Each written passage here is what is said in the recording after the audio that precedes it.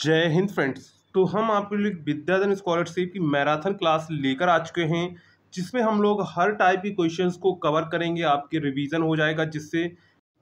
और अगर आपने अभी तक चैनल को सब्सक्राइब नहीं किया तो चैनल को सब्सक्राइब जरूर कर दीजिए। आप लोग वीडियो देखते हैं, वीडियो को लाइक और चैनल को सब्सक्राइब नहीं करते तो आप लोग इसको अभी कर दीजिए। और साथ में हमने एक चैनल बनाया हुआ है तो उसको आप जरूर ज्वाइन कर लीजिएगा, क्योंकि उसमें आप लोग जो है हमसे अपडेट होते रहेंगे। साथ में आप लोग व्हाट्सअप चैनल को भी ज्वाइन कर लीजिए, जिससे आने वाली अपडेट आप तक पहुंचती रहे। तो यहाँ पर आप लोगों की अपकमिंग स्कॉलरशिप आ रही है, अतुल महेश्वरी स्कॉलरशिप। इसमें भी आपको अमाउंट ज़्यादा मिलता है। इसमें आपको 50,000 रुपये 9-10 के बच्चों को मिलता है और 11-12 बच्चों को 75,000 रुपये की स्कॉलरशिप दी जाती है। तो उसकी आपको अपडेट मिलती रहे, इसलिए आप दोनों चैनल को जरूर ज्वाइन कर लीजिएगा। तो यहाँ पर एक क्वेश्चन बच्चों ने भेजा था, तो यहाँ पर क्वेश्चन क्या है उसको हम लोग देखते हैं। एक एक करके आराम से हम लोग क्वेश्चंस को देखेंगे, जिससे आप लोगों का रिवीजन अच्छे से हो सके। यहाँ पर इंग्लिश वर्जन हिंदी वर्जन दोनों में दिया गया है। तो आप जिस के स्टूडेंट हैं हिंदी मीडियम के तो हिंदी मीडियम देख सकते हैं, इंग्लिश मीडियम के हैं तो इंग्लिश मीडियम देख सकते हैं। एक व्यक्ति 40 किलोमीटर प्रति घंटे की चाल से 3 घंटे तक चलता है तथा 60 किलोमीटर प्रति घंटे की चाल से 4.5 घंटा चलता है। इसके अंत में वह पाता है कि वह कुल दूरी का 3/5 दूरी तय कर चुका है। तो यहाँ पर कह रहा है शेष दूरी क्या है, शेष दूरी 4 घंटे में तय करने के लिए उसकी औसत चाल क्या होनी चाहिए। यानी कि जो शेष दूरी बची हुई उसको वो 4 घंटे में तय करें तो उसको कितनी स्पीड उसकी होनी चाहिए। तो सबसे पहले हम लोग निकालेंगे कुल कितनी दूरी है और कुल कितनी आपकी दूरी बची हुई है, और उसको हम लोग 4 से भाग करेंगे, क्योंकि दूरी बराबर क्या होता है, चाल गुणे समय। अगर हम लोग चाल निकालना चाहें तो चाल होता है दूरी बटा समय।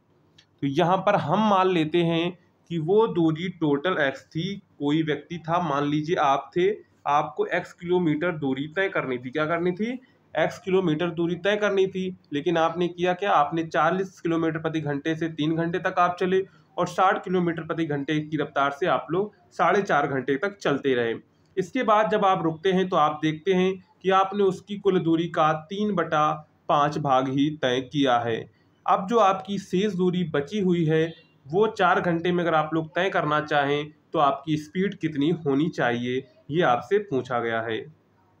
तो सबसे पहले हम लोग x की वैल्यू निकालेंगे। क्या करेंगे, x की वैल्यू निकालें, यानी कितनी दूरी हमने तय की हुई है। तो सबसे पहले यहाँ पर देखिए 40 किलोमीटर प्रति घंटा, यानी कि स्पीड हमको दी गई है 40 किलोमीटर प्रति घंटा, और चलता कितने समय तक है, 3 घंटे तक चलता है, 3 हावर तक चलता है। अब ये कह रहा है तो सबसे पहले हम लोग देखेंगे, तो इसने जब 40 किलोमीटर प्रति घंटे की चाल से चला और 3 घंटे तक चला तो उसने कुल दूरी कितनी तय की, तो दूरी बराबर होता है चाल गुणे समय। तो यहाँ पर जो डिस्टेंस निकल आएगी, पहली डिस्टेंस निकलेगी d1 बराबर निकलेगी कितनी आपकी 40 × 3 = 120 किलोमीटर, क्योंकि ये सारे घंटे में दिए गए जो दूरी है वो भी आपकी किलोमीटर में ही निकलेगी। तो यहाँ पर डिस्टेंस कितनी आ जाएगी, 120 किलोमीटर आ जाएगी। ये उसने 3 घंटे में तय की। इसके बाद जब वो 60 किलोमीटर दूरी प्रति घंटे के चाल से चलता है और 4.5 घंटे तक चलता है, तो 4.5 घंटे का मतलब है 9/2, कितना 9/2। तो यहाँ पर हम लोग दूरी निकाल लेंगे d2 बराबर, तो दूरी कितनी हो जाएगी, चाल गुणे समय। तो चाल यहाँ पर 60 थी, समय था आपका 9/2 घंटा, यानी कि 4.5 घंटे। वही लिखा, हमने इसको बटे में ओनली कर दिया है। इसको यहाँ से डिवाइड कर देंगे तो 30 बार जाएगा, 30 × 60 होता है, और इसका इसमें गुणा कर देंगे, मल्टीप्लाई कर देंगे, आ जाएगा 270। कितना आ जाएगा, 270। अब यहाँ पर उसने टोटल कितनी दूरी तय कर ली है, 4.5 घंटे और 3 घंटे में। तो उसने कितनी तय की, पहले 120 की थी प्लस 270 की थी। तो टोटल यहाँ पर कितनी हो जाएगी, तो टोटल आपकी हो जाएगी 390 किलोमीटर दूरी। कितनी तय की, 390 किलोमीटर दूरी है उसने तय कर ली है। इसके बाद अब जो उसने दूरी तय की है वो कुल दूरी का कितना है, 3/5 है। हमने कुल दूरी कितनी मानी थी x, उसका 3/5 कितना है, 3/5 है 390। कितना है, 390 है। कितना है, 390 है। जैसा कि अभी हमने निकाला था 120 + 270 को अगर जोड़ेंगे तो कितना आएगा, 390 आएगा। और वो कुल दूरी का कितना, 3/5 है। हमने कुल दूरी मानी थी x, उसका 3/5 कितना है, 390 है। 3 से इसको डिवाइड करें, 3 बन जा 3, 3 3 जा 9 और यहाँ पर हो जाएगा 0। इसके बाद क्या करना है, x इक्वल टू, तो यहाँ से कितना हो जाएगा, x इक्वल टू कर देंगे और इसका 5 में मल्टीप्लाई हो जाएगा 130 इंटू 5। तो यहाँ पर 13 पंचे 65, यानी कि x की वैल्यू कितनी आ जाएगी, तो x की वैल्यू आ जाएगी 650 किलोमीटर, क्योंकि एक जीरो भी था, हमको कितना गुणा करना था, 130 इंटू 5। तो 13 पंचे 65, 65 हो जाएगा, ये जीरो यहाँ पर लिख देंगे। यानी कि कुल दूरी कितनी थी, वो कुल दूरी थी 650 किलोमीटर। कितनी थी, 650 किलोमीटर वो दूरी थी। तो यहाँ पर हमारा कुल दूरी टोटल कितना आ चुका है, तो हमारा जो दूरी है वो आ चुका है कितना आ चुका है, 650 किलोमीटर हमारी टोटल डिस्टेंस आ चुकी है जो उसको तय करनी थी। लेकिन होता क्या है, वो जब वो 40 किलोमीटर प्रति घंटे की चाल से चलता है 3 घंटे तक, और जो है 60 किलोमीटर प्रति घंटे की चाल से चलता है 4.5 घंटे, तो वो कुल दूरी तय कर पाता है 390 किलोमीटर। अब उसकी इसमें से हम लोग अगर दूरी घटाते हैं तो यहाँ पर हम लोग क्या करेंगे, 650 में 390 कर देंगे कम। क्या कर देंगे, 650 में हम लोग 390 जो है वो कम कर देंगे, तो हमारी टोटल डिस्टेंस आ जाएगी जो उसको 4 घंटे में तय करनी है। क्या करनी है, जो उसको 4 घंटे में तय करनी है। तो यहाँ पर सिंपल है, आपको घटा देना है। तो चलिए हम लोग इसको घटाते हैं, उसके बाद आपको इसका आंसर बताते हैं। तो यहाँ पर इसको हम लोग 650 कर देंगे माइनस के 390। तो यहाँ पर टोटल उसको अभी जो दूरी तय करनी है वो 4 घंटे में करनी है 260 किलोमीटर। कितनी करनी है, 260 किलोमीटर उसको दूरी तय करनी है। अब होता क्या है, अब वो 260 किलोमीटर दूरी है वो 4 घंटे में उसको तय करनी है। तो हमारा चाल बराबर क्या होता है, चाल बराबर होता है दूरी बटा समय। तो दूरी यहाँ पर कितनी है, तो दूरी यहाँ पर हमारी थी 260 बटे समय कितना था, 4 घंटे। इसको इससे डिवाइड कर देंगे तो यहाँ पर जाएगा, देखो क्या करेंगे, 6 चौक 24 हो जाएगा, 2 बचेगा 20 हो जाएगा। क्या हो जाएगा, 2 बचेगा तो यहाँ पर 20 हो जाएगा, और यहाँ पर कर देंगे 6 पंचे 30। कितना हो जाएगा, 6 पंचे 5 चक्कू 20। कितना हो जाएगा, 5 चक्कू 20। चलिए 260 में डिवाइड कर लेते हैं हम लोग 4 का, तो यहाँ पर आएगा 65। कितना आएगा, 65 किलोमीटर पर हावर। कितना आएगा, 65 किलोमीटर पर हावर यहाँ पर आएगा। लेकिन यहाँ पर क्वेश्चन आया था, इसमें कोई भी ऑप्शन नहीं दिया गया है, तो यहाँ पर आंसर होगा 65 किलोमीटर पर हावर इसका राइट आंसर होगा। कितना होगा, इसका राइट आंसर होगा। तो पहला क्वेश्चन आपको कैसे करना है आपको बिल्कुल क्लियर समझ में आ गया होगा।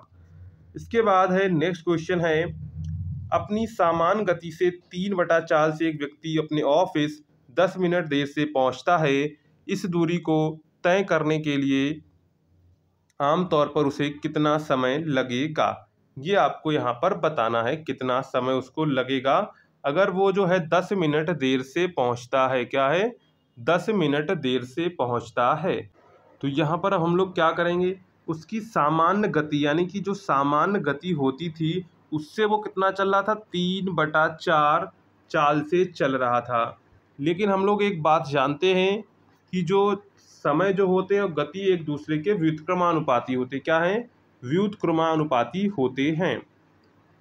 व्युत्क्रमानुपाती मतलब कि अपोजिट होते हैं। जैसे अगर हम लोग निकालते हैं चाल बराबर क्या होता है, दूरी बटा समय। क्या होता है, दूरी बटा समय, यानी कि चाल जो है प्रोपोर्शनल है 1 टाइम की, यानी कि अपोजिट प्रोपोर्शनल है। क्या है, अपोजिट प्रोपोर्शनल है, यानी एक दूसरे के व्युत्क्रमानुपाती हैं।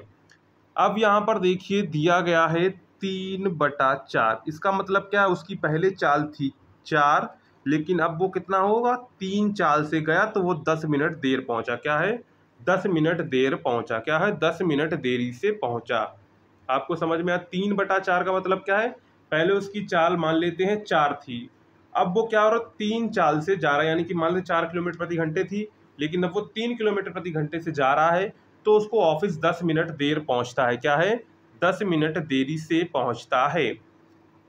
तो अब होगा क्या यहाँ पर, आप देखो यहाँ पर सिंपल फार्मूला लगाएं, कुछ नहीं करना है। अब हम मान लेते हैं कि उसकी जो चाल थी पहले थी, जब देर नहीं होता तब 4x थी, और जब देर होता है तो उसकी चाल कितनी हो गई, 3x हो गई। कितनी हो गई, 3x हो गई। क्या हो गई, 3x हो गई।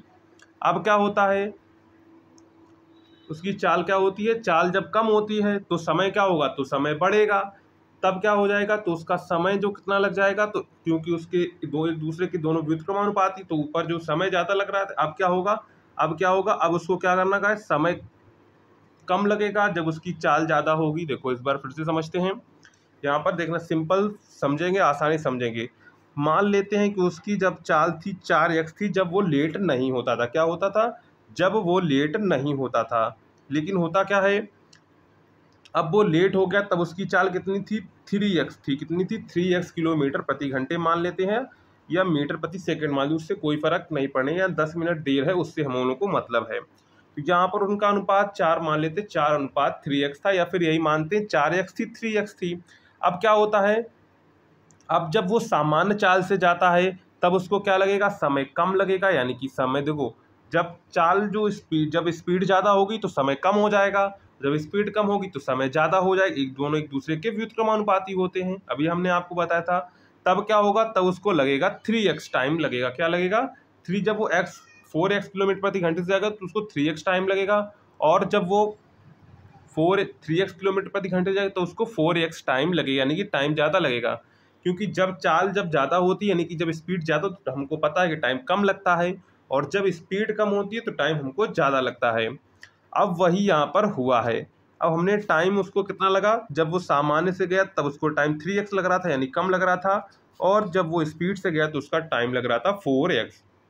अब आप लोग कहेंगे इसको 3x 4x ही क्यों माना, क्योंकि जब इसमें कोई भी आपको वैल्यू नहीं दी जाती तब हम लोग इसको व्युत्क्रमानुपाती अनुक्रमानुपाती कॉन्सेप्ट से ही लगाते हैं। तो यहाँ पर हमने कॉन्सेप्ट मान लिया था कि उसकी सामान्य चाल 4x थी, क्योंकि 3:4 दिया गया था। अगर यहीं पर 3:5 दिया जाता तो हम लोग 5x मान लेते, 3x मान लेते। अगर यहाँ पर 3/6 दिया जाता या फिर 3/7 तो हम लोग इसको 7x और 3x मानते। यहाँ पर 3/4 दिया गया था, इसलिए हम लोग इसको मानेंगे, कितना मानेंगे, 4x और 3x मानेंगे। क्योंकि जब उसकी चाल जो थी सामान्य थी, और जब चाल कम हुई तो उसकी ये थी। इसके बाद जब चाल सामान्य होगी तो उसको समय कम लगेगा, तो समय 3x हो जाएगा, और जब स्पीड कम थी तो उसको समय ज़्यादा लगेगा, तो 4x हो जाएगा। और ज़्यादा समय में से क्या होता है, ज़्यादा समय में से हम लोग कम समय घटा देते हैं, तो यहाँ पर हमको 10 मिनट लेट मिलता है। क्योंकि मान लेते हैं उसको लग रहा था कितना, 50 मिनट लग रहे थे, लेकिन अब कितना लगना लगा, 60 मिनट लगने लगे। तो पहले 60 मिनट लग रहे हैं, यानी कि ज़्यादा समय लग रहा है, उससे हम लोग कम समय को घटाएंगे। तो 4x - 3x = 10 आ जाएगा। कितना आ जाएगा, 10 आ जाएगा। तो यहाँ पर x की वैल्यू निकल कर कितनी आएगी, तो x की वैल्यू निकल कर आएगी, यहाँ पर आएगी आपकी 10 आएगी। कितनी आएगी, 10 आएगी। कितनी आएगी, तो यहाँ पर कितनी आ जाएगी, 10। x की वैल्यू कितनी आ जाएगी, तो x की वैल्यू यहाँ पर 10 आ जाएगी। कितनी आ जाएगी, 10 आ जाएगी। तो हमसे पूछा गया दूरी तय करने में आम तौर पर उसको कितना समय लग रहा था। तो आम तौर पर हमने यहाँ पर देखा था, जब उसकी 4x स्पीड थी तो वो उसको कितना टाइम लग रहा था, 3x लग रहा था। कितना लग रहा था, 3x लग रहा था। तो 3 × x की वैल्यू 10, यानी कि आ जाएगा 30 मिनट। कितना लग रहा था, 30 मिनट। ऑप्शन यहाँ पर आपका ए करेक्ट हो जाएगा। कितना का, कौन सा ऑप्शन करेक्ट हो जाएगा, तो ऑप्शन यहाँ पर आपका ए करेक्ट हो जाएगा। तो आपको समझ में आ गया होगा कैसे क्वेश्चन आपको करना है। इसके बाद यहाँ पर नेक्स्ट क्वेश्चन है, सबसे अच्छा सवाल ये है। यहाँ पर देखते हैं क्या क्वेश्चन में कहा गया। ये आप डायरेक्शन वाला है, डायरेक्शन इस टाइप का क्वेश्चन आपसे पूछा जा सकता है, या फिर यहाँ पर वैल्यू नहीं दी जाती, आपसे सीधे कहा दाएं जाता है बाएं जाता है, इसके बाद बताइए वो किस दिशा में है, ये आपसे पूछा जाता है। तो यहाँ पर इंग्लिश हिंदी दोनों में दिया गया, इसकी PDF में डाल दूंगा, तो उसको आप लोग वहाँ से प्रैक्टिस कर सकते हैं। तो यहाँ पर देखिए क्या क्वेश्चन कह रहा है, क्वेश्चन को समझते हैं। सबसे पहले, गोपाल 20 मीटर उत्तर की ओर चलता है, फिर वह दाएं मुड़ता है और 30 मीटर चलता है। फिर वह दाएं मुड़ता है और 35 मीटर चलता है। फिर वह बाईं ओर मुड़ता है और 15 मीटर चलता है। फिर क्या होता है, फिर बाईं ओर मुड़ता है और 15 मीटर चलता है। उसकी मूल स्थिति और अंतिम स्थिति के सबसे कम दूरी है, ये आपको यहाँ पर बतानी है। एक बार जूम आउट कर देते हैं, अगर ना दिख रहा हो तो यहाँ पर देख लीजिए। क्वेश्चन को एक बार पूरा आप पढ़ लीजिएगा, इसकी PDF में मैं डाल दूंगा, तो वहाँ से जाकर आप लोग इन क्वेश्चंस को देख सकते हैं। अब देखो क्वेश्चंस को हम लोग सबसे पहले समझते हैं। आपको सबसे पहले हम डायरेक्शन बता देते हैं। तो यहाँ पर डायरेक्शन, ये आपकी ईस्ट डायरेक्शन होती है, ये आपकी वेस्ट होती है, ये आपकी नॉर्थ होती है, ये आपकी साउथ होती है। क्या होती है? साउथ होती है। अब देखो हम लोग क्वेश्चन को सॉल्व करते हैं। तो यहाँ पर ये हिंदी जो इंग्लिश वाला है वो हटा देते हैं और इंग्लिश को थोड़ा बड़ा कर देते हैं। तो यहाँ पर देखते हैं, देखो क्या करना है। गोपाल 20 मीटर उत्तर की ओर चलता है। तो 20 मीटर उत्तर हमने आपको इधर बताया, उत्तर किधर होता है? उत्तर इधर होता है। तो उसने 20 मीटर उत्तर की ओर चल दिया, ठीक है। अब क्या होता है? फिर वह दाएं मुड़ता है। अब देखिए उत्तर की ओर अगर आप लोग मुंह करके खड़े, दाएं हाथ किधर होगा? दायां आपका इधर होगा, कितना इधर होगा। तो दायां कितना चलता है? दाएं मुड़ता है और वो चलता है 30 मीटर। कितना चलता है? 30 मीटर चलता है। फिर वह क्या करता है? फिर वह दाएं मुड़ता है और 35 मीटर चलता है। अब देखो दाएं, फिर अब अगर आप पूरब की ओर मुंह करके खड़े हों तो आप देखेंगे दायां हाथ आपका किधर होगा? दायां हाथ आपका इधर होगा। इधर वो कितना चल जाता है? उधर वो चल जाता है 35 मीटर। कितना चल जाता है? 35 मीटर। अब क्या होता है? फिर क्या करता है? फिर वो बाईं ओर मुड़ता है। क्या करता है? फिर वो बाएं, अब ये दक्षिण दिशा में है, अगर दक्षिण दिशा में जाएंगे तो आपका बायां किधर होगा? तो बायां आपका इधर हो जाएगा। किधर हो जाएगा? इधर हो जाएगा। किधर हो जाएगा? इधर हो जाएगा। तो इधर कितना चलता है? इधर वो 15 मीटर चलता है। कितना चलता है? इधर वो 15 मीटर चलता है। और क्या करता है? फिर बाईं ओर मुड़ता है। अब देखो वो पश्चिम की ओर हो गया। पश्चिम से बायां हाथ किधर होगा? तो फिर पश्चिम से बायां इधर दक्षिण की ओर आ जाएगा। और उत्तर कितना चल रहा है? 15 मीटर चल रहा है। कितना चल रहा है? 15 मीटर चल रहा है। अब इसका हम लोग एक बार डायग्राम आपको बनाते हैं, पूरा हम आपको इसका डायग्राम दिखाते हैं। तो यहाँ पर डायग्राम देखो अब आपका किस प्रकार बनेगा। तो डायग्राम आपका इस प्रकार यहाँ पर बन जाएगा। सबसे पहले वो इधर चलता है। क्या करता है? इधर चलता है। इसके बाद इधर चलता है और इसके बाद फिर ये नीचे की ओर आता है, 35 मीटर चलता है। इसके बाद 15 मीटर वो इधर चलता है। इसके बाद 15 मीटर बाईं ओर चलता है। तो कुल दूरी यहाँ से डिस्टेंस इसकी ये मापी जाएगी। क्या मापी जाएगी? ये आपकी डिस्टेंस जो है मापी जाएगी। अगर हम आपको इसको जो है डायग्राम में अगर समझाएं तो थोड़ा आपको वेट करना है। इसको हम लोग जो डायग्राम आपको कॉपी में बना के इसको अच्छे से आपको समझा देते हैं। तो चलिए हम इसका डायग्राम जो है आपके लिए बना लिया है। अब देखो इस डायग्राम में क्या कह रहा है। तो डायग्राम में गोपाल जो है 20 मीटर उत्तर की ओर, तो ये देखिए 20 मीटर उत्तर की ओर ये चले गए हैं। इसके बाद होता क्या है? फिर वे दाएं मुड़ते, अगर उत्तर जाते तो दाएं किधर होता है? दायां आपका इधर होता है। दाएं मुड़कर वो 30 मीटर चलते हैं। कितना चलते हैं? 30 मीटर चलते हैं। क्वेश्चन में आप लोग देखिएगा। इसके बाद फिर वह दाएं मुड़ता है। क्या करता है? फिर वो दाएं मुड़ता है। अगर हम लोग उत्तर की दाएं ओर क्या होता है? दाएं हमारा ये होता है। तो उधर कितना चल रहा है? तो दाईं ओर मुड़ता है और 35 मीटर चलता है। तो यहाँ पर हमने इनको 35 मीटर यहाँ पर चला दिया। इसके बाद क्या कहता है? इसके बाद फिर से बाईं ओर मुड़ता है। वो अगर जब वो उत्तर की ओर यानी कि जब इधर जाता है, दक्षिण की ओर जाता है, दक्षिण की ओर हमारा क्या होता है? दायां किधर जाता है? तो वो फिर किधर मुड़ता है? तो वो फिर आपको मिलता है फिर से बाईं ओर मुड़ता है। क्या करता है? बाईं ओर मुड़ता है। अगर हम लोग दक्षिण की ओर जाएं तो हमारा बायां किधर होगा? तो बायां हमारा इधर होगा। तो उधर कितना चलता है? उधर वो 15 मीटर चलता है। इसके बाद क्या करता है? फिर वह बाईं ओर मुड़ जाता है। क्या है? जब वो पूरब की ओर जाता है, इधर यानी इधर जाएगा, यानी कि पूरब की ओर जाता है तो उधर उधर इसके बाद क्या होता है? इसके बाद वो बाईं मुड़ जाता है।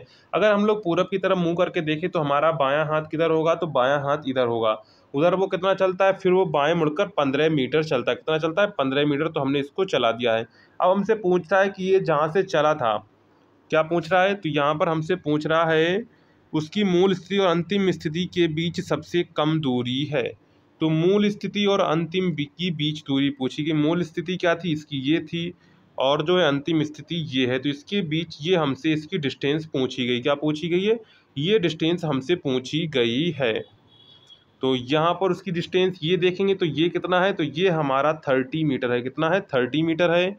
और ये डिस्टेंस कितनी है? तो ये डिस्टेंस आपकी 15 मीटर है। कितनी? 15 मीटर है। तो दोनों को हम लोग जोड़ देंगे तो दोनों को जोड़ने पर आएगा 45 मीटर डिस्टेंस हो जाएगी। कितनी हो जाएगी?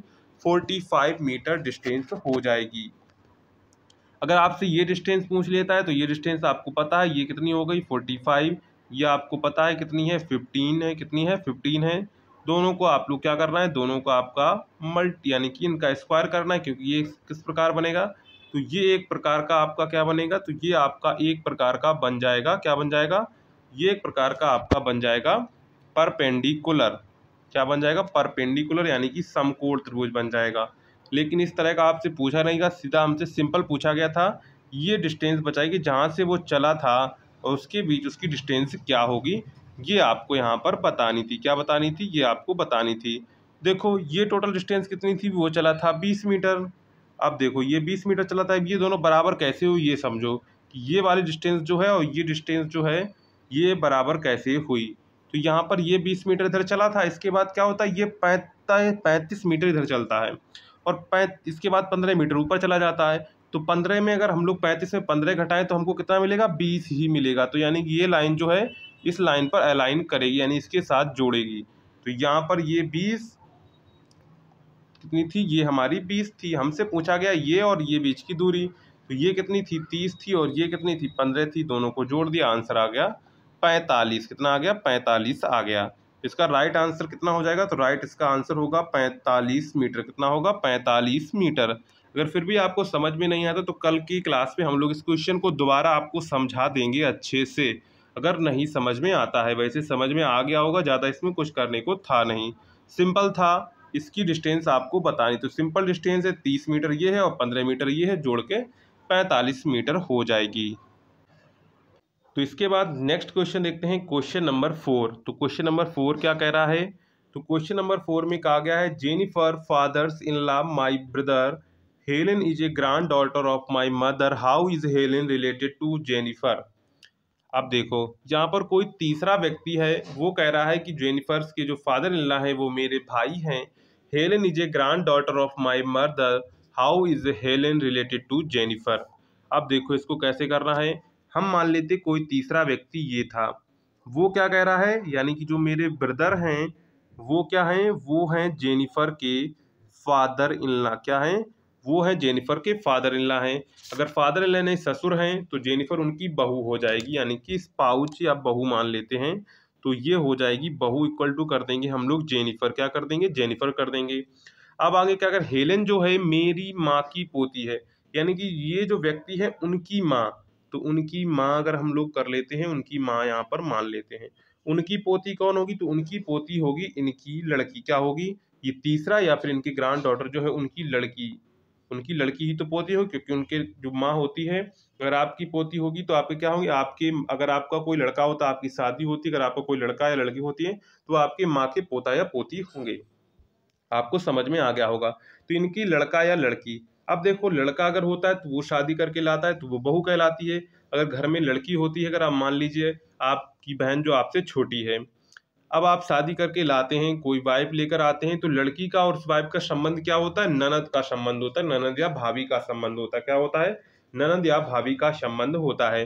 वैसे ही इसकी क्या है? इसकी ये लड़का लड़की, मान ली तीसरे व्यक्ति का कोई लड़का या लड़की हुआ तो ये क्या हो जाएंगे? ये उनकी पोता या पोती बन जाएंगे। और इधर इन दोनों में भाई का संबंध था, तो इनका मान लीजिए लड़का था, इनकी लड़की थी। अब इन दोनों में क्या होगा? लड़का है तो बहू लेकर आया घर में, और यहाँ पर एक घर में लड़की थी। अब बहू और लड़की का संबंध क्या होता है? ननद और भाभी का संबंध होता है। क्या होता है? ननद और भाभी का संबंध होता है। तो यहाँ पर आपको बिल्कुल समझ में आ गया हो, क्लियर। तो इसका राइट आंसर क्या हो जाएगा? सिस्टर इन लॉ, यानी कि भाभी अगर आपको दिख जाता है, नंद दिख जाता है, तो आपको दोनों ही करेक्ट आंसर हो जाएंगे, क्योंकि हमसे संबंध भाभी या नंद, ननद या भाभी दोनों संबंध एक ही हैं। तो आपको क्लियर समझ में आ गया होगा। अगर एक बार हम आपको फिर से समझा देते हैं कि मान लीजिए कोई तीसरा व्यक्ति था, और जो जेनिफर्स क्या थे? जेनिफर्स के जो फादर इन लॉ थे, क्या थे? जो जेनिफर्स के फादर इन लॉ थे, उन दोनों में संबंध क्या था? ब्रदर का संबंध था, नहीं कि भाई का संबंध था। और उनकी स्पाउच मतलब कि जो बहू थी, क्या थी? बहू थी, वो क्या थी? जेनिफर थी, क्योंकि जेनिफर के ससुर हैं ये, तो इनकी बहू क्या होगी? जेनिफर होगी। अब क्या, तीसरा व्यक्ति क्या कहता है? हेलेन जो है वो मेरी माँ की पोती है, तो इनकी माँ, अगर मान लीजिए इनकी माँ है तो इनकी पोती क्या होगी? तो इनकी पोती तीसरे की लड़का या लड़का होगी, तभी तो उनकी माँ की जो पोती बनेगी। क्योंकि अगर आप शादी कर लाते हैं, आपका बच्चा होता है, तो वो आपके माँ की पोता या पोती होता है। इतना सिंपल तो आप सभी जानते हैं। तो यहाँ पर इसका मान लीजिए लड़का या लड़की होती, पोती का मतलब लड़की, इनका मान लीजिए तीसरा जो व्यक्ति था उसकी लड़की होती है। और यहाँ पर जो जेनिफर्स डॉटर थे उनकी मान लीजिए कोई लड़का था, तो लड़का जाएगा घर के, लड़का क्या करेगा? बहू लेकर आएगा। और मान लीजिए घर में एक अभी लड़की थी जिसकी शादी नहीं हुई थी, तो यहाँ पर बहू और लड़की में संबंध क्या होता है? तो अगर मान लीजिए लड़का था और ये लड़की थी, तो लड़की की लड़का का जो बहू, लड़के जो लड़का का बहू आया हुआ है, तो वो लड़की के साथ क्या होगी? लड़की की नंद कहलाएगी। क्या कहलाएगी? जो है बहू के लिए नंद या भाभी का संबंध होगा। जैसे मान लीजिए आपकी बहन छोटी है और आप जो है बड़े हैं, तो अब आप शादी करके लाते हैं तो आपकी जो बहन है और बहू का जो आपकी वाइफ है उनका संबंध क्या होता है, ननंद भाभी का संबंध होता है। कैसा होता है, ननंद भाभी का संबंध होता है। तो यहाँ पर इसका राइट आंसर क्या हो जाएगा, तो इसका राइट आंसर हो जाएगा सिस्टर इन लॉ, यानी कि भाभी। क्या हो जाएगा, भाभी। अब देखते हैं नेक्स्ट क्वेश्चन क्या कहता है। नेक्स्ट क्वेश्चन नंबर 5 है। तो नेक्स्ट क्वेश्चन नंबर 5 आपका क्या कह रहा है उसको देखते हैं। यहाँ पर कह रहा है Sameer is ranked 9th from the top and 38 from the bottom in a class, how many students are there in the class. Sameer एक कक्षा में ऊपर से 9वें और नीचे से 38वें स्थान पर है, तो कक्षा में कितने छात्र हैं। अब मान लीजिए आपकी प्रेजेंटी लगती है, क्लास में जाते हैं तो आपका प्रेजेंटी जो है ऊपर से देखेंगे तो 9वें नंबर पर बोली जाती है, अगर हम लोग नीचे से देखें तो आपको 38वें नंबर पर आपकी प्रेजेंटी बोली जाती है, यानी कि उपस्थिति बोली जाती है। अब देखो यहाँ से चलेंगे तो 9वें नंबर पे, इधर से आएंगे तो 38वें नंबर पर। 9वां 38वां आपका एक ही जोड़ा जाए, क्योंकि उधर से जोड़ रहे हैं तो 38वें और इधर से जोड़ रहे हैं तो 9वें। तो यहाँ से हम मान लीजिए 9 चले, ठीक है, और उधर से हम लोग मान लीजिए 37 चले। कितना चले, 37 चले, क्योंकि 37 चलेंगे और 38वें पर आएंगे तो हम लोग क्या हो जाएंगे, 9 पर दोबारा ही आ जाएंगे।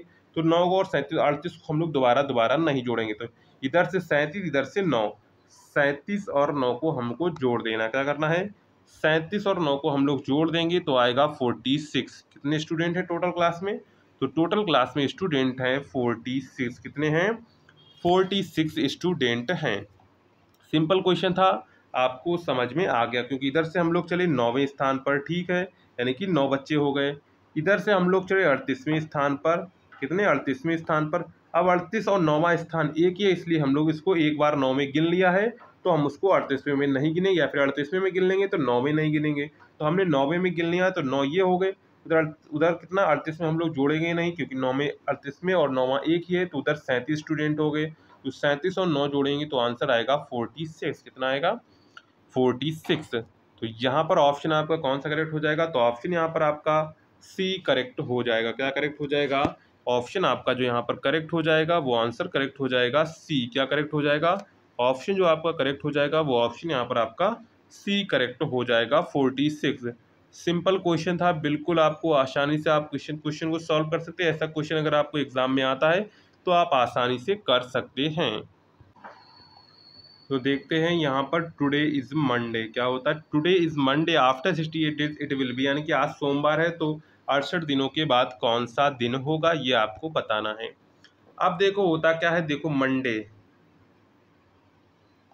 आज मान लीजिए मंडे था, ठीक है, Tuesday, Wednesday, Thursday, Friday, Saturday, Sunday और मंडे।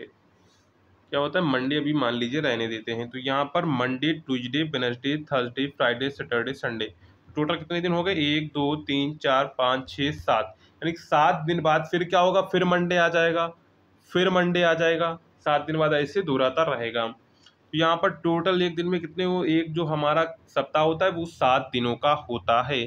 तो यहाँ पर हम लोग क्या करेंगे, 68 दिन है हमारे पास, और 7 से हम लोग डिवाइड, क्योंकि ये मंडे जो है बार बार ऐसे ही आता रहेगा, तो हम लोगों को क्या करना है, ऐसे काउंटिंग नहीं करते रहना बार बार, हम इसको कर देंगे 7 से डिवाइड। तो इसका आपको पता है 7 निम 63, यानी कि 9 वीक हो जाएंगे, 5 दिन एक्स्ट्रा आपके और बच जाएंगे। क्या होंगे, 5 दिन जो हैं वो आपके एक्स्ट्रा और बच जाएंगे। क्या होंगे, एक्स्ट्रा बच जाएंगे, ठीक है, यानी कि संडे तक आप लोगों का, इसके बाद जब 9 वीक हो जाएंगे इसके बाद फिर से आपका मंडे शुरू हो जाएगा।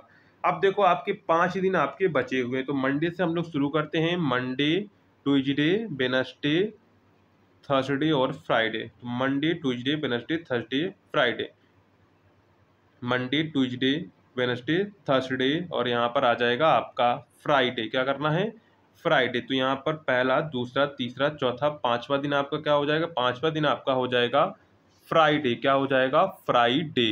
तो यहाँ पर राइट आंसर क्या हो जाएगा, तो राइट आंसर इसका आपका हो जाएगा फ्राइडे। क्या हो जाएगा, फ्राइडे, क्योंकि आप देखना आपको पता है Monday, Tuesday, Wednesday, Thursday, Friday, Saturday और संडे। अब इसके बाद क्या हो गया, 8वें दिन आपका सीधे मंडे आ जाएगा। तो यहाँ पर पहला, दूसरा, तीसरा, चौथा, 5वां, छठा, 7वां, यानी कि 7 दिन के बाद 8वां आपका आ जाएगा फिर मंडे। तो हम लोग क्या करेंगे, इसको 7 से डिवाइड कर लेंगे, 68 डेज हैं तो इसको हम लोग 7 से डिवाइड करेंगे, तो यहाँ पर हमको 9 वीक्स, यानी कि 7 ने 63, 9 सप्ताह, और इसके बाद 5 दिन हमारे पास एक्स्ट्रा बच जाएंगे। अब हम लोग क्या करेंगे, अब हम लोग कर देंगे यहाँ पर मंडे से। आपको क्या करना है, मंडे को आपको कर देना है,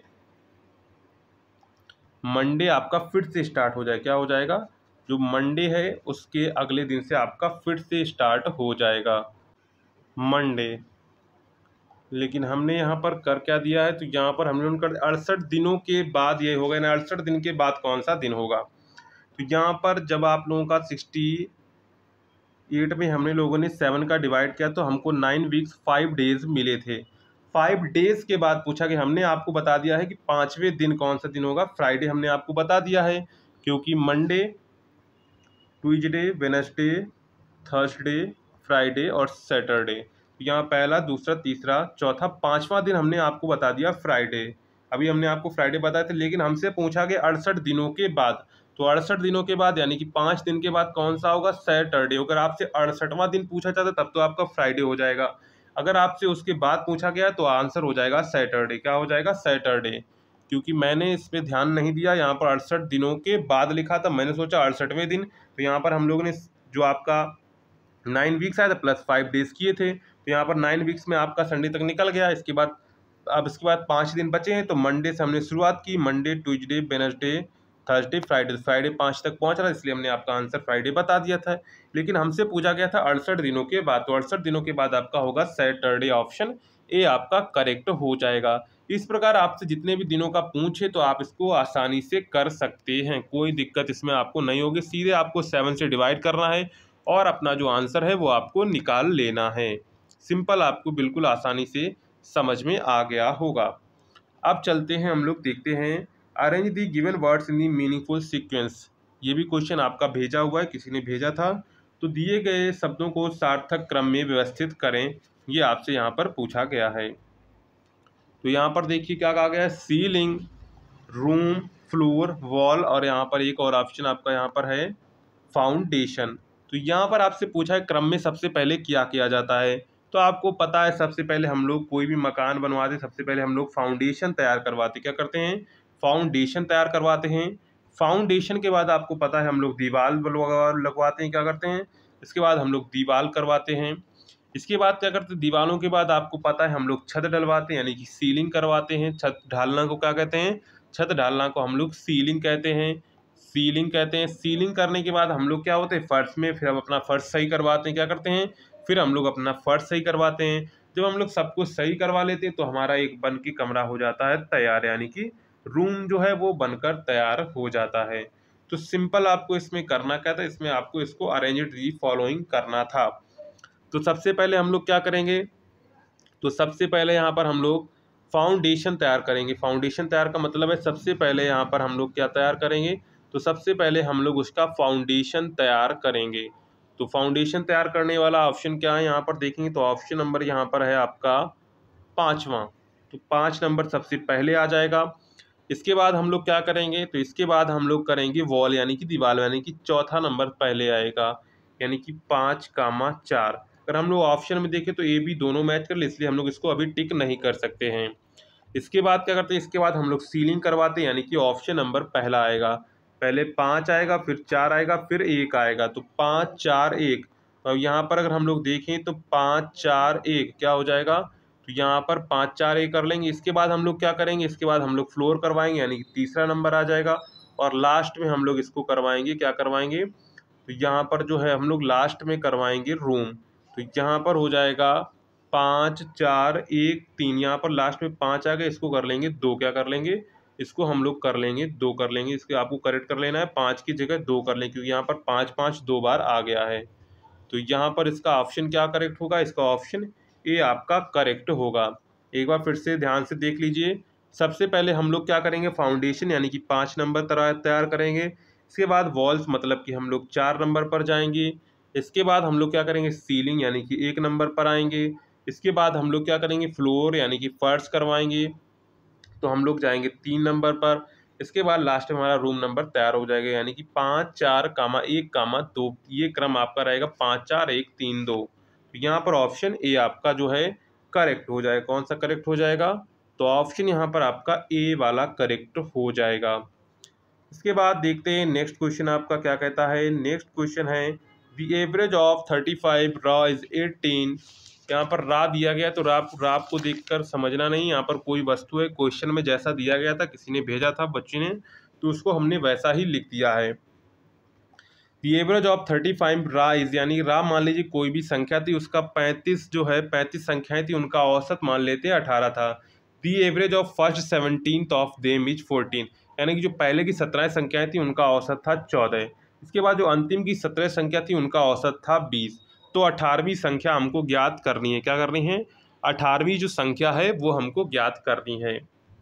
अब देखो औसत का फार्मूला क्या होता है? औसत का फार्मूला सभी संख्याओं का जोड़ बटे सभी संख्याओं का योग। अब वही हम लोग औसत का फार्मूला यहाँ पर लगाएंगे। तो यहाँ पर हमको औसत दिया गया 18, 35 संख्याओं का औसत हमको दिया गया था 18। अब देखो क्या करना है। सबसे पहले उसमें 17 का औसत 14, औसत का मतलब होता है कि वो 17 संख्याएं जो थी वो 14 14 14 ही थी। औसत का मतलब होता है औसत, अब चाहे कोई संख्या 14 या 15 थी, अब उससे हमें कोई लेना देना नहीं। अब हमको दिया गया औसत 14, इसका मतलब कि सारी संख्याएं 14 थी।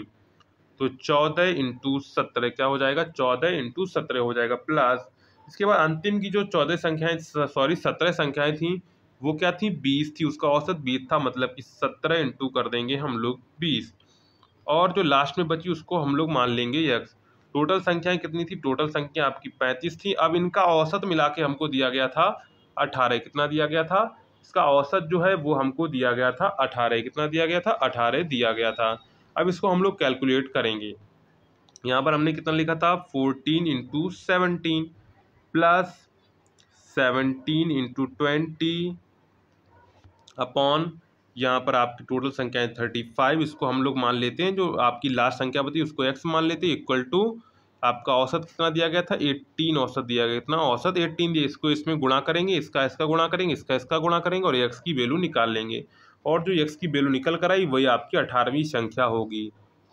तो यहाँ पर जो हम लोग 14 इंटू 17 करेंगे तो आएगा 238, प्लस इसका करेंगे 17 इंटू 20 तो आएगा 340, प्लस x मान लेंगे अपॉन 35 इक्वल टू, यहाँ पर आपका था 18। कितना था? 18 था। अब इसका 35 इंटू 18 हम लोग करेंगे, तो यहाँ पर आप जैसा लिखा था वैसे ही आपको लिखा रहना है, 238 प्लस 340 प्लस x। जब हम लोग 35 इंटू 18 का मल्टीप्लाई करेंगे तो हमको मिलेगा 630। कितना मिलेगा? 630। इन दोनों को जोड़ के आपको उससे घटा देना। क्या करना है? उससे आपको घटा देना है। जब हम लोग क्या करेंगे, 630 में माइनस करेंगे 238 माइनस के 340, तो यहाँ से जो x की वैल्यू निकल कर आएगी वो x की वैल्यू निकल कर आ जाएगी 52। कितनी निकल कर आएगी? 52। तो यहाँ पर राइट आंसर क्या हो जाएगा? तो राइट आंसर यहाँ पर आपका हो जाएगा सी। ऑप्शन कौन सा करेक्ट हो जाएगा? तो यहाँ पर ऑप्शन आपका सी करेक्ट हो जाएगा। इसके बाद देखते हैं क्वेश्चन नंबर 9 आपका क्या कह रहा है। तो क्वेश्चन नंबर 9 में आपका क्या कह रहा है? A train leaves Agra at 5 AM and reaches Delhi at 9 AM, यानी कि जो एक ट्रेन है वो आगरा से 5 बजे निकलती है और सुबह 9 बजे दिल्ली पहुंचती है। इसके बाद दूसरी ट्रेन जो है सुबह 7 बजे दिल्ली से निकलती है। क्या करती है? सुबह 7 बजे है दिल्ली से निकलती है, वो सुबह 10:30 बजे जो है आगरा पहुंचती है। दोनों ट्रेनें किस समय एक दूसरे को पार करती हैं, ये आपसे पूछा गया है। अब देखो एक ट्रेन सुबह 5 बजे आगरा से स्टेशन से रवाना होती है तो वो 9 बजे दिल्ली पहुंचती है। एक वही दूसरी उधर से जो दिल्ली की तरफ से क्या होता है, एक 7 बजे यानी कि 2 घंटे बाद जो लेट है वो ट्रेन स्टेशन से रवाना होती है और इसके बजे जाकर जो 10:30 बजे जाकर आगरा पर पहुंच जाती है, आगरा स्टेशन पर पहुंच जाती है। अब हमसे पूछा गया है कि जो दोनों ट्रेन हैं वो किस समय एक दूसरे को मिलेंगी। जब दोनों ट्रेनें विपरीत दिशा में आ रही, क्या हो रही? दोनों ट्रेनें विपरीत दिशा में आ रही हैं, तो इनका क्या लगाएंगे? इनका हम लोग लगाएंगे सापेक्षिक वेग, यानी कि सापेक्षिक गति लगाएंगे। हमने आपको उसमें बताया भी था दूरियन गति में आपेक्षिक और सापेक्षिक गति क्या, जब एक दूसरे के ओर जाती है तो उनकी गति जुड़ जाती है, जब एक दूसरे के साथ चलती तो उनकी जो गति है वो स्पीड है वो माइनस हो जाती है। तो इनकी हम लोग सापेक्षिक गति निकालेंगे। क्या करेंगे? सापेक्षिक गति निकालेंगे। तो एक ट्रेन की यात्रा का समय कितना है? तो यहाँ पर ये कितने बजे से चलती है? 5 बजे से चलती है और यहाँ पर जो है 4 बजे पहुँच जाती पहली ट्रेन। तो ट्रेन T1 का समय कितना है? 4 घंटे। कितना? 4 घंटे है। T2 वहाँ से कितना? दूसरी का समय कितना है? 3.5 घंटे। कितना है? 3.5 घंटे, 7 से चलती 10:30 यानी कि 3.5 मतलब 3.5 घंटे लगते हैं। इसको अगर हम लोग लेना चाहें तो 7/2 के क्या लिख सकते हैं, इसको हम लोग लिख सकते हैं 7/2 घंटा। तो पहली ट्रेन का समय कितना 4 घंटा, दूसरी ट्रेन का समय है 7/2 घंटे है। और क्योंकि हमको स्पीड का सूत्र पता है, यानी कि स्पीड बराबर क्या होता है, दूरी बटे समय। क्या होता है, दूरी बटे समय होता है। अब हम मान लेते हैं कि दोनों ट्रेनों की जो डिस्टेंस है वो हमको ऐसी माननी है कि इनसे ये जो टाइम है, यानी कि जो इस टाइम दिया गया उससे डिवाइड हो जाए। तो डिवाइड हो जाए उसके लिए हमको क्या करना पड़ेगा, इन दोनों का लासा लेंगे। क्या लेंगे, 4 और 3/5 का अगर हम लोग लासा लें, यानी कि लघुत्तम समापवर्तक लेंगे, तो यहाँ पर इसका आएगा 28 लघुत्तम समापवर्तक आ जाएगा। ऐसी संख्या लेनी जो 4 को भी काट दे और 3.5 को भी काट दे, क्योंकि अगर हम लोग x मानते हैं तब भी लग जाएगा, लेकिन उसमें एक प्रॉब्लम हो जाएगी कि फिर x का वैल्यू जो है वहाँ से ख़त्म होने का नाम नहीं लेगा। ऐसी संख्या माननी है जो पूरी पूरी काट दे, यानी कि हम लोग मान लेते दूरी तो हमको माननी है, चाहे उसको x मानते हैं, चाहे 28 किलोमीटर माने, चाहे 20 किलोमीटर माने, क्योंकि दूरी तो हमको माननी है। तो हम लोग क्या करेंगे, ऐसी संख्या मानते जो इनको डिवाइड कर दीजिए। कुछ 28 होती है, 4 के भी डिवाइड कर देगी और 3.5 को, यानी कि 3.5 को भी डिवाइड कर देगी। तो इसलिए हम लोग इसका लघुत्तम समापवर्तक ले लेते हैं और आंसर जो है आता है 28। तो यानी कि 28 अगर हम लोग लेंगे, 28 किलोमीटर दोनों बीच की दूरी, तो सिंपल से सवाल लग जाएगा। तो यहाँ से हम लोग क्या करना है, दोनों ट्रेनों की हमको गति निकाल लेनी है। तो स्पीड बराबर क्या होता है, distance upon time. Distance 28, time यहाँ पर कितना लगेगा, तो यहाँ से 4 कर देंगे तो आ जाएगा 7 किलोमीटर प्रति घंटा उसकी मान लेते चाल थी। दूसरी ट्रेन थी उसकी जो वही हम लोग मान लेते दूरी तो 28 ही रहेगी, और उसको टाइम कितना लगा 3.5, यानी कि 8 किलोमीटर प्रति घंटा। कितना आ जाएगा, 8 किलोमीटर। जब 3.5 का हम लोग डिवाइड करेंगे 28 में, तो ये 8 बार जाएगा। कितनी बार जाएगा, 8 बार जाएगा। यहाँ से आ जाएगा 8 किलोमीटर प्रति घंटा। कितना आ जाएगा, 8 किलोमीटर प्रति घंटा। तो दोनों की स्पीड जो है हमको निकालनी थी, तो हमने स्पीड निकाल ली। अब दोनों क्योंकि एक दूसरे के विपरीत दिशा में जा रही थी, इसलिए उनकी स्पीड क्या होगी, उनकी स्पीड जुड़ जाएगी। तो यहाँ पर क्या हो जाएगा, दोनों की स्पीड हो जाएगी सापेक्षिक गति हो जाएगी। कितनी हो जाएगी, सापेक्षिक गति हो जाएगी। तो सापेक्षिक गति कितनी हो जाएगी, 7 + 8 यानी कि आ जाएगी 15 किलोमीटर प्रति घंटा। कितनी हो जाएगी, सापेक्षिक गति कितनी हो जाएगी, 15 किलोमीटर प्रति घंटा। अब जो ट्रेन एक है वो ट्रेन, यानी कि जो T1 थी, वो जो T2 थी, उससे क्या हो, 2 घंटे की यात्रा शुरू होने से पहले 2 घंटे की यात्रा करती है। यानी कि जो पहले ट्रेन चली थी वो 2 घंटे चल लेती, इसके बाद जो है दूसरी ट्रेन शुरू होती है। क्या होती है, दूसरी ट्रेन जो है वो शुरू होती है। तो यहाँ पर अब हम लोग क्या करेंगे, उसने शेष दूरी अब उसकी कितनी बची है। अब देखो क्या होता है, एक ट्रेन जो है कितनी होती है, 2 घंटे चल लेती। क्या होती है, 2 घंटे चल लेती है। इसके बाद जो है दूसरी ट्रेन शुरू होती है। क्या होती है, दूसरी जो ट्रेन है वो शुरू होती है। तो यहाँ पर उसकी शेष दूरी कितनी रह जाएगी, तो वो भी हम लोग निकाल लेते हैं। यानी कि जब वो ट्रेन शुरू होगी, ये ट्रेन जितनी स्पीड से जा रही है, तो उनकी शेष दूरी है उसी के बीच हमको निकालना है कि वो एक दूसरे ट्रेन जो है कब मिलेंगी। तो यहाँ पर पहली वाली जो ट्रेन थी वो 2 घंटे में कितना चल जाएगी, तो उसकी चाल थी 7। 2 घंटे में कितना चलेगी, तो दूरी बराबर क्या हो, चाल गुणे समय। तो 14 किलोमीटर वो दूरी चल चुकी होगी। क्या होगी, 14 किलोमीटर दूरी चल चुकी, तब दूसरी वाली ट्रेन शुरू हुई होगी। तो यहाँ पर दूरी उनके बीच कितनी बच जाती है, जब दोनों ट्रेनें चलती हुई शुरू हो जाती है। यानी कि पहली ट्रेन तो चल ही रही थी, वो 2 घंटे चल चुकी थी, यानी 2 घंटे में वो 14 किलोमीटर दूरी तय कर चुकी थी। इसके बाद जो दूसरी ट्रेन है वो शुरू होती है। अब इनके बीच जो डिस्टेंस है उसमें ये दूसरे को कब मिलेंगी, वो हमको निकालना है। तो यहाँ पर टोटल डिस्टेंस 28, उसमें वो 14 किलोमीटर चल चुकी है। तो यहाँ पर टोटल डिस्टेंस हमारे पास बची है 14 किलोमीटर। कितनी बची है, 14 किलोमीटर। अब हमको सीधे सापेक्षिक गति हमको निकालना है, क्या करना है, टाइम निकालना है कि वो कब मिलेंगी। तो समय बराबर का दूरी बटा चाल। तो यहाँ पर दूरी इसकी थी 14 बची थी, चाल उसकी सापेक्षिक चाल हुई, क्योंकि एक दूसरे के विपरीत आए। तो सापेक्षिक चाल कितनी थी, 15 थी, यानी कि 14/15। कितना, 14/15 घंटे। क्या है, 14/15 घंटे आया है। इसको अगर आप लोग मिनट में चेंज करना चाहें या घंटे में चेंज करना चाहें, या घंटे में दिया गया तो इसको हम लोग मिनट में चेंज करेंगे। तो क्या करेंगे, 60 का डिवाइड कर देंगे, तो 15 चक्कू 60, 15 चक्कू 60, 14 चक्कू 56 मिनट। कितना आ जाएगा, 56 मिनट बाद क्या होंगी, 56 मिनट जो बाद हैं वो एक दूसरे से मिल जाएंगी। क्या होंगी, एक दूसरे से मिल जाएंगी। यानी कि होता क्या है, वो ट्रेन जो है 7 बजे शुरू हुई होगी, 7 बजने के बाद वो 56 मिनट बाद क्या होती, 56 मिनट बाद वो जो एक दूसरे से ट्रेन मिल जाती हैं। यानी दूसरी ट्रेन 7 बजे शुरू हुई और 56 मिनट बाद वो मिल गई, तो यहाँ टाइम कितना हो जाएगा 7:56, कितना हो जाएगा 7:56, कितना हो जाएगा 7:56, यानी कि ऑप्शन यहाँ पर आपका जो करेक्ट हो जाएगा वो ऑप्शन यहाँ पर आपका डी करेक्ट हो जाएगा। क्या करेक्ट हो जाएगा, ऑप्शन डी आपका जो है वो करेक्ट हो जाएगा। तो सिंपल सा क्वेश्चन था, सिंपल आपको निकाल देना था। इसके बाद देखते हैं नेक्स्ट क्वेश्चन है, संजय ने एक वस्तु पर 25% का डिस्काउंट दिया, ठीक है। अब क्या कहते हैं, यदि मूल्य में 175 रुपये की वृद्धि हो तो उसका मूल्य पुनः 10% हो जाता है। क्या होता है, अगर मूल्य में क्या होती है 75% की वृद्धि होती है तो उसका मूल्य क्या होता है, उसका जो मूल्य है पुनः 10% बढ़ जाता है।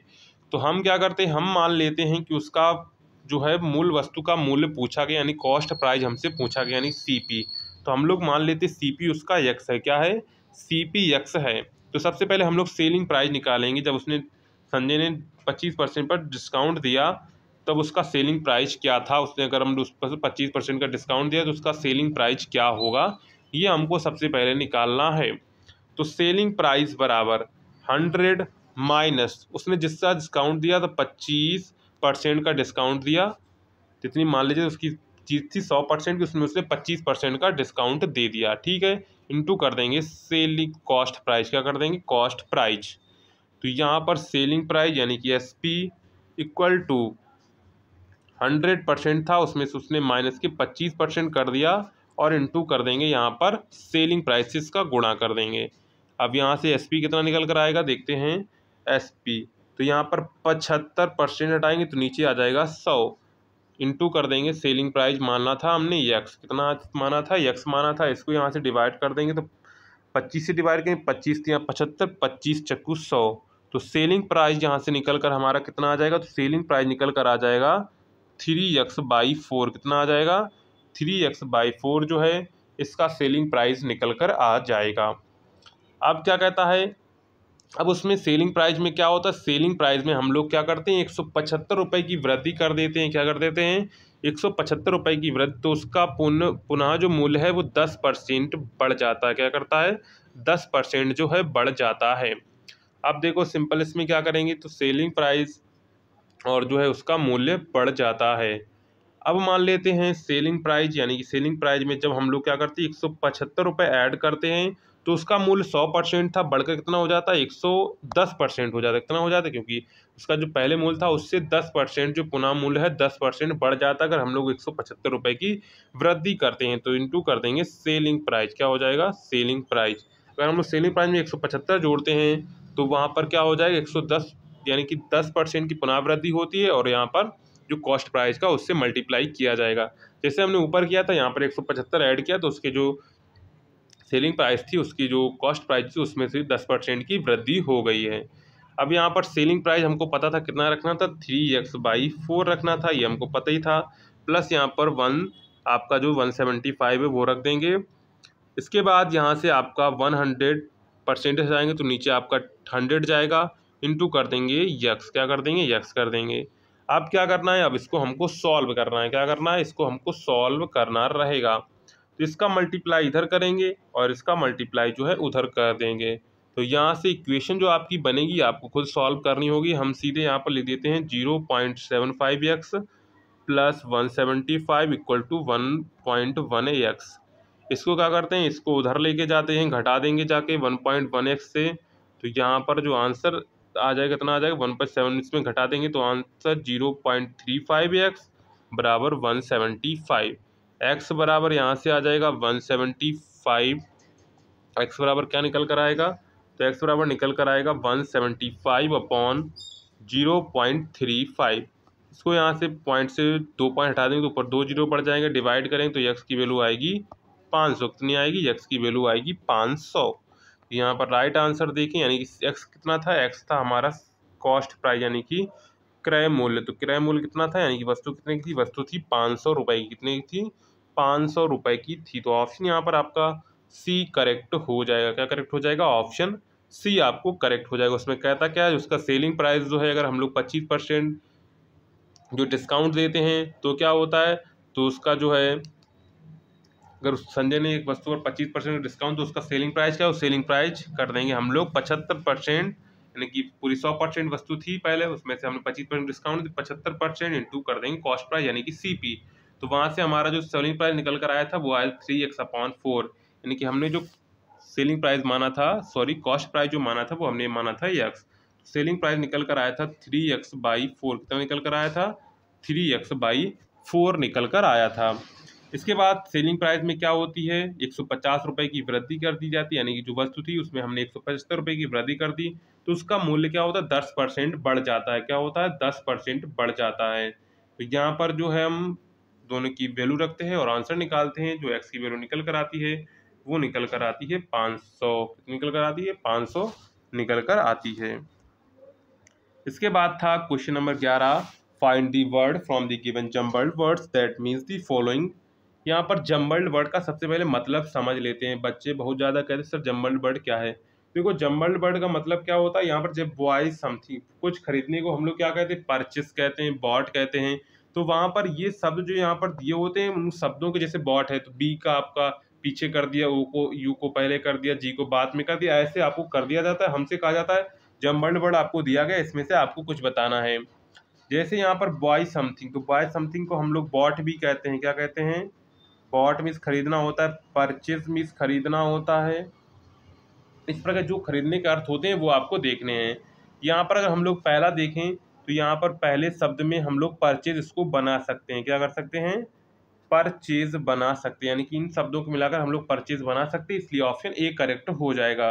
क्योंकि ना तो ये दूसरे वाले शब्द को परचेज ना बॉट बना सकते हैं, ना तीसरे को बना सकते हैं, ना चौथे को बना सकते हैं। लेकिन हम लोग जो ए वाला है उसको हम लोग क्या कर सकते हैं, परचेज बना सकते हैं। इसलिए यहाँ पर इसका राइट आंसर हो जाएगा आपका परचेज। इसी प्रकार दूसरा जम्बल्ड वर्ड आपको दिया गया है, the word from the given jumbled word that means the following, room where TV is placed. जहाँ पर टीवी रखी होती है उस रूम को क्या कहते हैं। तो आपको पता है उस रूम को क्या कहते हैं, उस रूम को कहते हैं लाउंज। क्या कहते हैं, लाउंज, यानी कि जहाँ पर हम लोग आराम करते हैं, टीवी वगैरह देखते हैं, उसको हम लोग कहते हैं लाउंज कहते हैं। क्या कहते हैं, लाउंज कहते हैं। यहाँ पर अगर हम लोग देखें तो लाउंज यहाँ पर आपको ऑप्शन सी में आपको दिख जाएगा, LOUNGE। इसे कहते हैं हम लोग लाउंज, यानी कि जहाँ पर टीवी वगैरह रखी हो, जहाँ पर हम लोग आराम करते हैं उसको लाउंज कहते हैं। तो लाउंज को यहाँ पर तोड़ मरोड़ कर यहाँ पर इसको लिखा हुआ है, तो ऑप्शन यहाँ पर आपका सी करेक्ट हो जाएगा। कौन सा करेक्ट हो जाएगा, ऑप्शन सी आपका करेक्ट हो जाएगा। नेक्स्ट है, which part of the eye refract light entering the eye from the external object. यानी कि जब हम लोगों की आंखों में प्रकाश पड़ता है तो उसको सबसे ज़्यादा प्रकाश यानी कि परावर्तित कौन करता है। मान लीजिए आंख में प्रकाश पड़ रहा है तो उसको परावर्तित भी करना, क्योंकि सारा प्रकाश जो हमारी आंख के अंदर नहीं जा सकता है, तो उसको परावर्तित सबसे ज़्यादा कौन करता है, सबसे ज़्यादा करती है कॉर्निया। क्या करती है, कॉर्निया जो है वो आंख को सबसे ज़्यादा फैलाती है, यानी कि रेफ्रेक्ट करती है, यानी कि प्रकीर्णित करती है। तो यहाँ पर ऑप्शन जो आपका करेक्ट हो जाएगा वो ऑप्शन यहाँ पर आपका बी करेक्ट हो जाएगा। कौन सा करेक्ट हो जाएगा, ऑप्शन बी आपका करेक्ट हो जाएगा। नेक्स्ट है, the moon orbits the earth every, यानी कि जो चंद्रमा है वो पृथ्वी की परिक्रमा कितने दिन में कर लेता है। तो ये कर लेता है 28 दिन में। कितने दिन में कर लेता है, 27.33 करके कुछ दिन में करता है। तो यहाँ पर राइट आंसर अगर हम लोग देखेंगे तो राइट आंसर हो जाएगा 28 दिन में। कितने दिन में, 28 दिन में जो है वो परिक्रमा पूरी कर लेता है। इसके बाद है, which one will replace the question, मैंने प्रश्न का स्थान कौन लेगा। तो यहाँ पर इस तरह का क्वेश्चन आपको एक देखने को जरूर मिलेगा, तो आप लोग इसको हल्के में मत लीजिएगा। इसमें आपको सिंपल क्या करना है, जैसे कभी ऐसा हो सकता है कि इन दोनों का गुणा करके ये हो, इन दोनों का गुणा करके ये हो, इस प्रकार इन दोनों का गुणा करके आप लोग ये कर सकते हैं। कभी कभी ऐसा होगा कि इन दोनों का जोड़ या इन दोनों का जोड़, इन दोनों का जोड़, तीनों का जोड़ जो है वो बराबर होगा। तो जैसे यहाँ पर देखते हैं इन दोनों का जोड़ क्या होगा, इन दोनों का जोड़ अगर हम लोग देखें, इसको जोड़ें 9 4 कितना हो जाएगा, 9 4 आपका 13 2 15 हो जाएगा। ऐसे 7 3 10 5 15, इस प्रकार इनको भी जोड़ के हमको 15 बना देना है। तो 8 1 कितना हो जाएगा, तो यहाँ पर अगर हम लोग देखें तो 8 1 9 हो जाएगा। क्या हो जाएगा, 8 1 9 हो जाएगा। तो 9 और 6 कितना हो जाएगा, 15। यहाँ पर क्वेश्चन मार्क की जगह आएगा 6, कितना आएगा, क्वेश्चन मार्क की जगह आपका 6 आ जाएगा। इसको अगर हम लोग ऐसे भी जोड़ें तो 8 4 12 3 15 होगा, 9 1 10 15 होगा, 7 2 9 हो जाएगा और उसको जोड़ेंगे 9 6 15। चाहे इधर से जोड़ें, चाहे इधर से जोड़ें, चाहे इधर से जोड़ें, आंसर आपका 15 ही जोड़ने पर आएगा। तो यहाँ पर क्वेश्चन मार्क की जगह क्या आएगा, तो क्वेश्चन मार्क की जगह आपका आंसर आएगा 15। कितना आएगा, सॉरी 6 आएगा। कितना आएगा, सॉरी 6 आएगा। टोटल करने पर आएगा आपका 15। तो यहाँ पर क्वेश्चन मार्क की जगह ऑप्शन आपका करेक्ट होगा 6 वाला। नेक्स्ट है building has been build with in according with new plan, यानी कि in according with new plan, यानी कि ऑप्शन नंबर आपका कौन सा करेक्ट हो जाएगा, तो ऑप्शन बी आपका यहाँ पर करेक्ट हो जाएगा। ये आपका सैंपल टेस्ट हुआ तो उसी में से ये क्वेश्चन आपके लिए गए हैं। इसके बाद है find the word from the given jumble word that means the following. End of marriage, यानी कि मैरिज का अंत, यानी कि शादी का अंत कब होता है। शादी का अंत तभी होता है जब कोई डाइवोर्स लेता है। क्या करता है, जब कोई डाइवोर्स लेता है तो वहां पर शादी का अंत हो जाता है।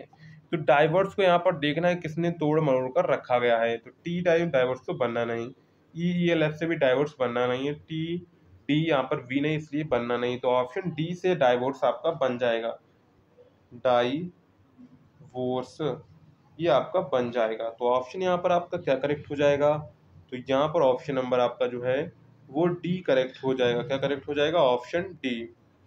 इसके बाद नेक्स्ट क्वेश्चन था, इतने ही क्वेश्चंस आप लोगों ने भेजे, मैंने कहा था क्वेश्चंस भेज दीजिए तो आपकी लंबी क्लास हो जाती, लेकिन आप लोगों के ज़्यादा क्वेश्चंस नहीं आए।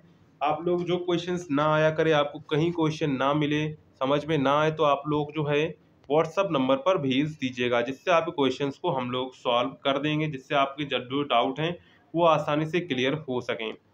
60 किलोमीटर प्रति घंटे की रफ्तार से चलती हुई एक रेलगाड़ी 2 मिनट में 1.5 किलोमीटर लंबी सुरंग से गुजरी तो रेलगाड़ी की लंबाई क्या होगी। यहाँ पर सबसे पहले है, देखो 1.5 किलोमीटर सुरंग है, मतलब कि 1500 मीटर, क्योंकि यहाँ पर टाइम मिनट में दिया गया है और यहाँ पर किलोमीटर प्रति घंटे में दिया गया है। सबको हमको क्या करना है, मीटर प्रति सेकंड में रखना है। क्या करना है, मीटर में रखना है, क्योंकि यहाँ पर आंसर देखेंगे तो आंसर यहाँ पर सब कुछ मीटर में दिया गया, इसलिए हम लोग इसको मीटर में चेंज कर लेंगे। तो यहाँ पर 1.5 किलोमीटर क्या है, सुरंग है, तो यहाँ पर 1500 मीटर की सुरंग हो जाएगी। कितनी हो जाएगी, 1500 मीटर की सुरंग हो जाएगी, क्योंकि जब जो ट्रेन है वो सुरंग को पार करेगी तो वो अपनी लंबाई के साथ में इस सुरंग को भी पार करेगी। हमसे पूछा गया ट्रेन की लंबाई, तो हम लोग ट्रेन की लंबाई मान लेते हैं यक्स। कितनी मान लेते हैं, ट्रेन की लंबाई जो है, length of train, length of train हम मान लेते हैं यक्स। क्या करते हैं, यक्स मान लेते हैं, या फिर एल मान लेते हैं, एल सही रहेगा, लेंथ इसको मान लेते हैं एल। क्या करते हैं, एल मान लेते हैं। तो ट्रेन ने क्या होगा, ट्रेन ने 2 मिनट में, क्या है, 2 मिनट में जो है 1.5 किलोमीटर लंबी सुरंग पार की, यानी कि जो 2 मिनट था उसने 2 मिनट में अपनी लंबाई थी और साथ में जो है ट्रेन की लंबाई वो दोनों और सुरंग की लंबाई वो दोनों पार कर ली। यानी कि कुल दूरी जो ट्रेन जो उसने तय की, ट्रेन ने वो कितनी तय की, अपनी साथ में तय की और प्लस उसकी सुरंग की, यानी कि 1500 सुरंग की प्लस अपनी लंबाई उसने कुल तय की। गति उसकी कितनी थी, 60 किलोमीटर प्रति घंटा थी, उसको हम लोग मीटर प्रति सेकंड में बदल लेंगे। तो यहाँ पर स्पीड कितनी हो जाएगी, 60 इंटू हो जाएगी 5/18। कितना हो जाएगा, 5/18 से हम लोग इसका गुणा कर देंगे। क्या कर देंगे, गुणा कर देंगे। तो यहाँ से इसको डिवाइड कर देंगे। सबसे पहले हम लोग 2 से करेंगे तो 9 आएगा, यहाँ पर आ जाएगा आपका 30, फिर 3 से करेंगे तो यहाँ पर 3, यहाँ पर आ जाएगा 10। कितना आ जाएगा, 10, यानी कि आंसर आ जाएगा 15/3 मीटर प्रति सेकंड। कितना आ जाएगा, स्पीड कितनी हो जाएगी, तो उसकी स्पीड हो जाएगी मीटर प्रति सेकंड में हो जाएगी 50/3 मीटर प्रति सेकंड। ये क्वेश्चन हमने आपको एक्सरसाइज में भी करवाया हुआ है, तो अभी हम लोग आपके लेकर आ गए, जिससे आपको इस तरह का क्वेश्चन आता है तो आप लोग आसानी से कर सकते हैं।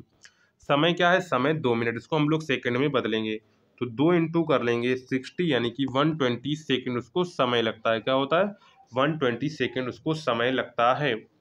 अब आपको क्या करना है, अब आपको सीधे देखो सिंपल करना है। उसने कुल दूरी तय की, यानी कि 60 किलोमीटर से 2 मिनट में तय कर रही थी, तो यहाँ पर उसकी स्पीड कितनी थी, तो यहाँ पर उसकी स्पीड थी, यहाँ पर हमने निकाली थी 50/3 मीटर प्रति सेकंड थी, और उसने कितनी तक चली, 120 सेकंड तक वो चली। और उसने उस समय कितनी दूरी तय की, उसने अपनी जो 1.5 किलोमीटर लंबी सुरंग थी उसको तय किया, साथ में अपनी ट्रेन की जो लंबाई थी उसको भी तय किया, यानी कि 1500 प्लस एल, ये उसने उतनी सेकंड में तय किया। यानी 2 मिनट में उसने 60 किलोमीटर प्रति घंटे की रफ्तार से एक सुरंग को पार कर लिया था। तो उसने उस समय में कितनी दूरी तय की, तो उसने 1500 मीटर की सुरंग तय की, साथ में अपनी जो लंबाई थी उसको भी तय किया, क्योंकि जब सुरंग जो मान लीजिए ये है और यहाँ से ट्रेन गुजरेगी तो पूरी ट्रेन तभी पार हो पाएगी जब वो सुरंग पूरी पार कर ली, साथ में अपनी ट्रेन की लंबाई है वो भी पार कर लेगी। तो यानी कि दोनों की डिस्टेंस क्या हो, दोनों की डिस्टेंस जुड़ जाएगी। अब आपको क्या करना है, सिंपल इसकी कैलकुलेशन करनी है। तो कैलकुलेशन तो आप कर ही लेंगे। तो कैलकुलेशन करने पर हमारा सिंपल इक्वेशन बनेगा L इक्वल टू 2000 माइनस 1500। तो यहाँ पर एल की वैल्यू निकल कर आएगी 500 मीटर, यानी ट्रेन की जो लंबाई है वो आएगी 500 मीटर। कितनी आएगी, 500 मीटर आएगी। सिंपल सी कैलकुलेशन थी। आपको क्या करना था, 60 किलोमीटर प्रति घंटे की रफ्तार से ट्रेन चल रही थी, उसने 2 मिनट में 1.5 किलोमीटर लंबी सुरंग थी वो पार कर ली। तो 2 मिनट में 60 किलोमीटर प्रति घंटे से हमने जो उसकी दूरी निकाली, वो दूरी उसने, उसको क्या करेंगे, सबसे पहले जो उसकी दूरी थी वो मान लेते डी थी। उस दूरी को और इस दूरी को हम लोग बराबर करें, क्योंकि ये दूरी और ये दूरी दोनों बराबर हैं, क्योंकि उसने 1500 मीटर जो सुरंग थी लंबी प्लस अपनी जो लंबाई थी वो इतने सेकंड में पार की थी। दोनों को हमने बराबर कर दिया, इक्वेशन हमने सॉल्व कर ली। तो यहाँ पर राइट आंसर जो आपका करेक्ट हो जाएगा वो रेलगाड़ी की लंबाई हो जाएगी 500 मीटर। कितनी हो जाएगी, 500 मीटर हो जाएगी। इसके बाद देखते हैं नेक्स्ट क्वेश्चन क्या कह रहा है। नेक्स्ट क्वेश्चन, एक मोटर चालक 150 किलोमीटर दूरी पर स्थित एक स्थान के लिए 50 किलोमीटर प्रति घंटे की औसत गति से जाता है, तब वापसी 30 किलोमीटर प्रति घंटे की गति से लौटता है, उसकी संपूर्ण यात्रा की औसत गति क्या है। सो औसत गति का सिंपल ट्रिक वाला फार्मूला है 2xy upon X plus Y. तो यहाँ पर x की वैल्यू यहाँ पर 50 रख देंगे, y की वैल्यू यहाँ पर 30 रख देंगे। क्या कर देंगे, 30 रख देंगे।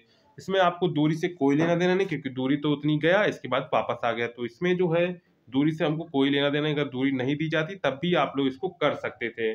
और ऐसा हो सकता है कि आपको एग्जाम में दूरी ना दे, डायरेक्ट आपको दे दिया कि 50 किलोमीटर कोई दूरी थी, 50 से गया, 50 से यानी कि 50 से गया और 60 आए, तो बताइए उसकी औसत दूरी क्या है। तो ये आपको formula 2xy upon X plus Y. X और वाई की वैल्यू हमने एक्स की आपको ये बता दी, वाई की वैल्यू हमने ये आपको बता दी। तो रखते हैं आंसर 2 इंटू 50 इंटू 30 बटे, क्या कर देंगे, बटे कर देंगे हम लोग 50 प्लस 30। कितना, 50 प्लस 30 कर देंगे। इसका गुणा करेंगे तो 5 3 15 दूनी, यहाँ पर कितना हो, 5 3 15 दूनी हो जाएगा 30। कितने जीरो हैं, 2 जीरो हो तो 3000। कितना हो जाएगा, 3000। तो यहाँ पर इनको जोड़ देंगे तो 5 5 बन जाएगा आपका, 5 और 30 बन जाएगा 80।